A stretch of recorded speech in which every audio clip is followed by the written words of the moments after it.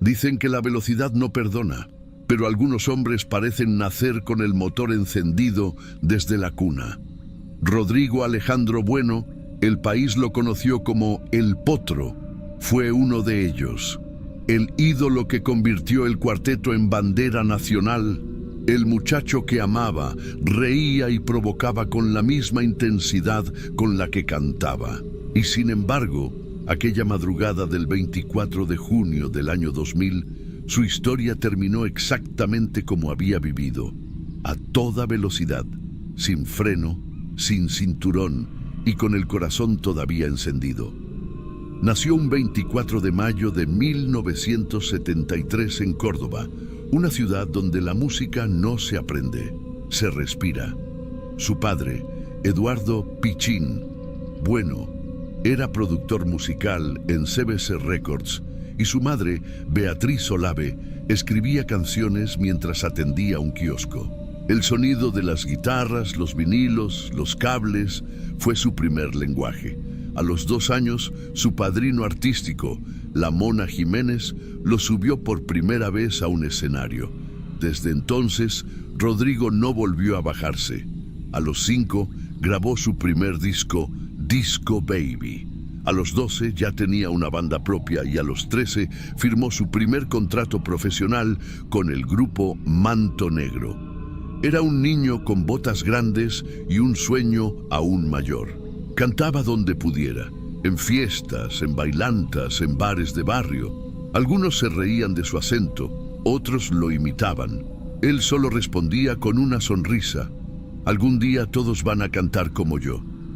En 1987 grabó su primer disco solista, La foto de tu cuerpo. No fue un éxito, pero el título era una premonición. Su imagen, su cuerpo, su estilo se convertirían en la foto viva de una generación. Los 90 lo encontraron en Buenos Aires, con botas, jean ajustado y una campera de cuero que lo hacía parecer un rockero del oeste. La prensa lo llamó el cowboy cordobés. Su representante, José Luis Gozalo, apostó todo por él y en 1996 lanzó el disco que lo consagró, Lo mejor del amor. A partir de ahí, Argentina se rindió ante El Potro. 5 shows por noche, entrevistas a cualquier hora, carteles con su rostro pegados en cada esquina. Soy cordobés, qué ironía, la mano de Dios. Eran más que canciones, eran himnos de una nueva era. Por primera vez, el cuarteto, la música nacida en los barrios humildes, había conquistado las discotecas de Buenos Aires y las pantallas de televisión. Rodrigo no solo cantaba, unía clases, generaciones y provincias, pero cada nota de éxito traía su sombra. En 1994, en plena gira, su padre murió de un infarto en sus brazos. Rodrigo tenía 21 años. Aquel día perdió a su padre, a su productor y a su brújula. Cayó en una depresión profunda. Pensó en abandonar la música, pero el escenario lo llamaba como un imán. Mi viejo me enseñó a subirme a un escenario, decía. Si me bajo, es como dejarlo morir otra vez. Regresó con más fuerza, con más descontrol, y con él llegaron los titulares. Romances con Marix Zavalli, con Patricia Pacheco, una vida nocturna de vértigo, fiestas, entrevistas, risas y rumores. Con Patricia tuvo a su hijo Ramiro, su tesoro, la única persona capaz de hacerlo bajar el volumen. Pero hasta ese amor estaba cercado por la prensa, por los excesos, por el miedo. Rodrigo comenzó a recibir amenazas de muerte. Una bala con su nombre llegó por correo a su casa en Córdoba. Él la mostró a sus amigos con una carcajada, pero detrás de la risa había inquietud. Yo sé hasta dónde voy a llegar, confesó en una entrevista, hasta donde Dios me deje. El año 1999 fue el punto más alto y más peligroso de su carrera. Su disco A2000 vendió más de 750.000 copias. Ofreció 13 conciertos consecutivos en el mítico Luna Park, llenando el estadio como si fuera un ring. Entraba vestido como boxeador, túnica blanca, guantes rojos y una bandera de Córdoba sobre los hombros. Cada entrada agotada, cada show una batalla. La prensa lo coronó, el ídolo del pueblo, pero también lo perseguía. El estrés, el cansancio, los excesos.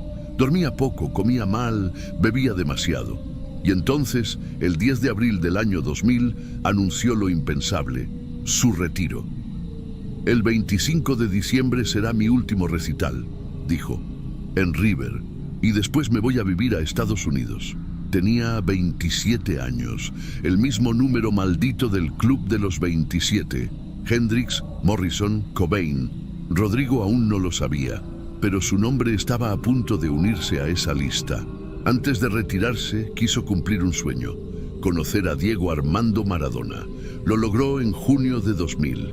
Viajó a Cuba, donde Diego se rehabilitaba. Cantó para él La mano de Dios, y entre guitarras, ron y carcajadas, le dijo en voz baja, «Siento que no voy a volver, que me van a matar». Su novia de entonces, Alejandra Romero, lo recordaría años después. Rodrigo estaba asustado. Hablaba de gente poderosa, de enemigos en la industria, de una mala energía que lo seguía. Pero no paró, nunca lo hacía. El 23 de junio regresó a Buenos Aires. Tenía una grabación, una cena y un show en La Plata. Nada extraordinario, solo otra noche de trabajo. Nadie sabía que sería la última. Aquel viernes por la noche, Rodrigo graba La Biblia y el Calefón con Jorge Ginsburg. Después va a cenar al restaurante El Corralón junto a su exesposa Patricia Pacheco, su hijo Ramiro y el actor Fernando Olmedo, hijo del legendario humorista Alberto Olmedo. Entre risas y vino, Fernando le dice que nunca vio un recital suyo. Rodrigo le responde, «Entonces vení conmigo esta noche». A las 11, todos suben a la Ford Explorer roja. Destino, City Bell, La Plata. Presentación en el boliche Escándalo. Durante el show, una botella vuela al escenario. La gente se altera, entra gas lacrimógeno. Rodrigo termina como puede. Está cansado, irritado y quiere volver a Buenos Aires. A las 3 de la mañana, toma el volante. No deja que nadie conduzca. Su representante va detrás en otro auto. Patricia va atrás con el niño, Fernando adelante. En el kilómetro 26, una camioneta blanca los enciende con luces altas. Rodrigo acelera, responde la provocación. La curva llega demasiado rápido, no lleva cinturón, el vehículo impacta contra el guardarraíl, da 7 vueltas y se desintegra. Rodrigo sale expulsado por la ventanilla, golpea el asfalto. Su cráneo se fractura, su vida se detiene en un instante. Fernando Olmedo agoniza durante 40 minutos. Patricia y el pequeño Ramiro sobreviven. A las 5:40 de la mañana, su cuerpo ingresa al Instituto Médico Legal de Buenos Aires. La autopsia apenas empieza.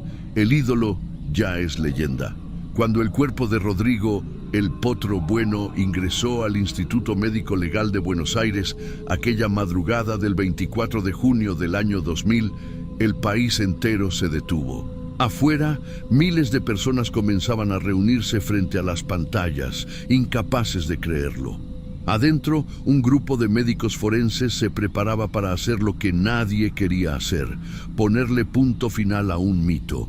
Hora de ingreso, 5:40 de la mañana. Edad, 27 años. Causa aparente, accidente de tránsito en la autopista Buenos Aires-La Plata, kilómetro 24. El examen externo reveló un cuerpo con múltiples fracturas, costillas rotas a ambos lados, clavícula izquierda fragmentada, pelvis fracturada. Los brazos mostraban cortes lineales producidos por cristales de la ventanilla. El rostro conservaba parte de su forma, aunque la mandíbula estaba desplazada y había heridas profundas en la frente y el pómulo. Dentro del tórax, los pulmones colapsados y un sangrado masivo evidenciaban el impacto brutal contra el asfalto. En el cráneo, la verdad definitiva, una fractura en la base con hemorragia subdural masiva. Los médicos coincidieron. Ese golpe fue instantáneamente letal. El contenido gástrico reveló restos de comida y líquidos ingeridos horas antes. Los análisis toxicológicos descartaron lo que muchos querían usar para explicar su muerte. No había alcohol en exceso ni drogas ilegales. Rodrigo no estaba ebrio, no estaba drogado, solo estaba cansado, acelerado, vivo y en el lugar equivocado. Muerte accidental por traumatismo cráneoencefálico severo. Así lo escribió el forense en el informe. La ciencia fue clara. No hubo bala, no hubo pelea, no hubo homicidio, solo velocidad, metal y destino. El examen continuó durante horas. Los médicos midieron cada centímetro, tomaron fotografías y sellaron los resultados. El cuerpo de Rodrigo fue identificado sin dificultad. La piel tatuada con su nombre en el brazo derecho, la cadena que aún colgaba en su cuello, la misma que usó en su último concierto. Las manos mostraban callos de guitarrista. En sus uñas, rastros de tierra y vidrio. En el pecho, un leve hematoma con forma de cinturón, que no estaba abrochado. Ese detalle selló el destino. Si hubiera usado el cinturón de seguridad, habría sobrevivido. Los peritos estimaron que el impacto ocurrió a más de 140 kilómetros por hora. El vehículo dio 7 vueltas. Rodrigo fue lanzado a más de 12 metros del punto inicial. Su corazón se detuvo antes de que su cuerpo tocara el suelo. Aún con el informe en la mano, la gente no quiso creer. Los seguidores hablaban de persecución, de complot, de una camioneta blanca que lo había encerrado. El nombre Alfredo Pesquera se repitió en los noticieros. Hubo declaraciones, investigaciones, amenazas, suicidios, pero ninguna prueba concreta. Los peritos confirmaron que las marcas en la carrocería no correspondían a disparos, sino a fragmentos de hierro del guardarraíl. Los peritos viales coincidieron. El accidente fue culposo, no intencional. La justicia cerró el caso como muerte accidental.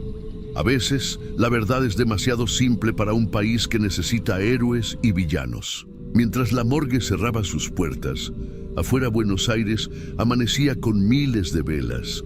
Las radios repetían sus canciones una y otra vez. Soy cordobés sonaba como himno nacional. En Córdoba, su madre Beatriz no podía hablar. Su hijo Ramiro, con apenas 3 años, preguntaba por qué su papá dormía tanto. En la autopista, los fanáticos improvisaron un altar en el kilómetro 24. Allí, entre flores y banderas, empezó el culto. El féretro de Rodrigo fue despedido por más de 250.000 personas. Algunos lloraban, otros bailaban. Era una misa pagana, lágrimas y ritmo al mismo tiempo. Tal vez porque Rodrigo fue eso, una contradicción viviente. Un hombre que convirtió la tristeza en fiesta, que murió sin despedirse, pero sabiendo que ya era eterno. Los años pasaron, pero el mito siguió creciendo. Su hijo Ramiro Bueno heredó la voz, el carisma y la nostalgia. Cada 24 de junio, miles de personas regresan al santuario de la autopista. Dejan flores, velas y botellas de vino. Bailan al borde del asfalto como si esperaran verlo volver. La ciencia puede cerrar un expediente, pero no puede cerrar una herida colectiva. Rodrigo murió la misma fecha que Carlos Gardel, el mismo número que Hendrix, Morrison y Cobain, 27. El mismo día en que los mitos dejan de pertenecer a la tierra. Cuando me muera, voy a ser mejor. Imagínate los discos que va a vender Magenta. Lo dijo una vez, entre risas. No sabía que estaba escribiendo su epitafio. Sus discos se agotaron, su voz volvió a las radios y su historia, convertida en leyenda, cruzó generaciones. La autopsia dijo que murió en un accidente. La historia dice que nació para ser eterno. Rodrigo el Potro. Bueno, fue un rayo que iluminó demasiado rápido, un canto de amor y tragedia que todavía resuena en cada esquina de Argentina. Y aunque la ciencia escribió muerte accidental, millones de personas siguen creyendo que Rodrigo no murió. Solo cambió de escenario.